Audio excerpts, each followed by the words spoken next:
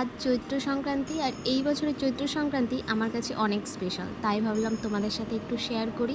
এই প্রথমবার চৈত্র সংক্রান্তির সমস্ত রিচুয়ালস নিজে একা হাতে সব করেছি, আর সেটাতে যে কি আনন্দ হচ্ছে বলে বোঝানো যাবে না। বিয়ের পরে এই রিচুয়ালসগুলো দেখে আসছি। চৈত্র সংক্রান্তির দিন সকালে এই নিম হলুদ আর সাথে সর্ষের তেল মিক্সড করে মেখে স্নান করে উঠতে হয়, আর তারপর হলো রান্নার পর্ব। আজকের দিনের রান্নার মেনু যেগুলো থাকে আলু উচ্ছে ভাজা, আলুর ঝাল, টক ডাল, আম দিয়ে মুগ ডাল আর কি, আর মেন হলো পাঁচন।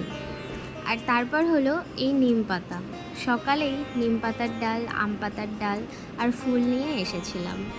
আর এই যে সিঁদুর রেডি করছি, দরজার ওপরে 5টা বা 7টা ফোঁটা দেওয়া হবে, আর সাথে চন্দনেরও ফোঁটা দিতে হবে, মানে সিঁদুর আর চন্দনের ফোঁটা একসাথে দেওয়া হবে আর কি। সব সাজানো গোছানো কমপ্লিট। চলো তোমাদেরকে এইবার একটু দেখাই।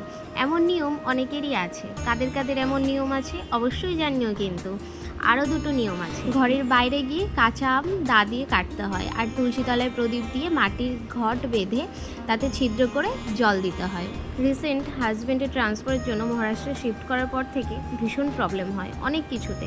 আমাদের বাঙালিদের প্রয়োজনীয় জিনিস এখানে কাছাকাছি পাওয়া যায় না, 1 ঘন্টার জার্নি করে যেতে হয়, তারপর পাওয়া যায়। আর সব সময় অত দূর যাওয়া সম্ভবও হয় না। তো অন্য স্টেটে যেমনভাবে যেটুকু করা গেছে সেইটুকু নিয়ম সব পালন করে এইটুকু করতে পেরেছি। তারপরেও একা হাতে নিজেই প্রথমবার সমস্ত নিয়ম করেছি, সেটা ভেবে ভীষণ ভালো লাগছে। তো যাক, আজকের ভিডিও আমি এখানেই শেষ করলাম। দেখা হবে আবার নেক্সট ভিডিওতে। সকলে ভালো থেকো, সুস্থ থেকো। বাংলার নতুন বছর সকলের অনেক অনেক ভালো কাটুক। সকলকে টাটা।